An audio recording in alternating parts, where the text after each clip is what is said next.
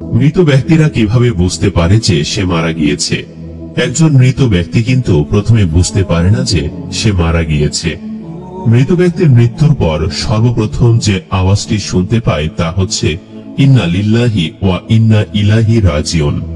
শুরুতে মৃত ব্যক্তি বুঝতে পারে না যে সে মারা গিয়েছে। সে মনে করে যে সে হয়তো স্বপ্ন দেখছে। সে দেখে তার আত্মীয় স্বজন, পরিবারের লোকেরা তার কাছে। সে দেখে তাকে গোসল করানো হচ্ছে, তার জানাজা পড়ানো হচ্ছে, তাকে কবরে নামানো হচ্ছে। এরপর যখন তার দেহের উপরে বাঁশের কঞ্চি আর মাটির স্তর পড়তে থাকে, তখন তার স্বপ্ন ভঙ্গ হয়। সে তখন উপলব্ধি করে যে সে সত্যিই মারা গেছে। তখন সে চিৎকার করতে চায়, কিন্তু তার চিৎকার কেউ শুনতে পায় না।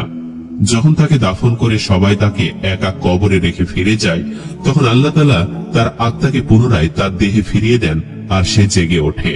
প্রথমে সে খুশি হয় এবং কৃতজ্ঞতা জানায় যে মহান প্রভু তাকে যা দেখিয়েছিলেন তা কেবলমাত্র একটি স্বপ্ন ছিল, আর এখন সে ঘুম থেকে জেগে উঠেছে। এরপর সে তার শরীর স্পর্শ করে দেখতে পায় সে কেবলমাত্র একটি কাপড়ে মোড়ানো রয়েছে। সে অবাক হয়ে প্রশ্ন করে, আমার জামা কাপড় কোথায়? তারপর সে বলতে থাকে, আমি কোথায় আছি? এই জায়গাটা কোথায়? সর্বত্র ময়লা কাদার দুর্গন্ধ বের হচ্ছে। আমি এখানে কি করছি? তারপর সে বুঝতে শুরু করে যে সে মাটির ভেতরে আছে এবং সে যা অনুভব করছে তা কোনো দুঃস্বপ্ন নয়। তখন সর্বপ্রথম সে মৃত ব্যক্তি বুঝতে পারে যে সে সত্যি মারা গেছে। তারপর সে যতটা সম্ভব জোরে চিৎকার করে ওঠে। তার আত্মীয় স্বজনদের ডাকতে থাকে, পরিবারের লোকদেরকে ডাকে, কিন্তু কেউই তাকে বাঁচাতে আসে না। অতঃপর সে ব্যক্তি আল্লাহকে ডাকে। সে বুঝতে পারে এই মুহূর্তে আল্লাহ রাব্বুল আলামিন তার একমাত্র ভরসা এবং আল্লাহর কাছে কান্নাকাটি শুরু করে, ক্ষমা প্রার্থনা শুরু করে। সে বলতে থাকে, হে আল্লাহ, আমাকে ক্ষমা করো। হে আল্লাহ, আমাকে ক্ষমা করো। যদি সে একজন নেককার বান্দা হয়, তাহলে তখন তার কাছে হাস্যোজ্জ্বল মুখে দুজন ফেরেশতা আসে। তারা তাকে সান্ত্বনা দিতে থাকে। আর যদি সে খারাপ মানুষ হয়, তাহলে ভয়ঙ্কর চেহারা দুইজন ফেরেশতা এসে তার ভয় আরো বাড়িয়ে দিবে। তারা তাকে ভয়াবহ নির্যাতন করবে।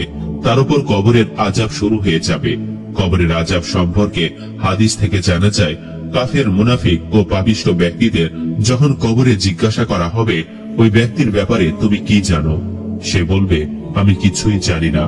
লোকজনের মুখ থেকে যা শুনেছি আমিও তাই বলতাম। তখন তাকে লোহার হাতুড়িতে পেটানো হবে। সে বিকট শব্দে চিৎকার করবে, যা মানুষ ও জিন ছাড়া অন্য সকল প্রাণী শুনতে পাবে। বুখারী শরীফ। প্রিয় দর্শক, আল্লাহ রাসূল সাল্লাল্লাহু আলাইহি ওয়াসাল্লাম ইরশাদ করেন, যদি আমি এই আশঙ্কা না করতাম যে তোমরা মৃত ব্যক্তিকে দাফন করায় ছেড়ে দিবে, তাহলে আমি আল্লাহ তাআলার কাছে দোয়া করতাম যাতে কবরের আযাব যা আমি শুনতে পাই ও দেখতে পাই তা যেন আল্লাহ তাআলা তোমাদেরকেও শুনিয়ে দেন।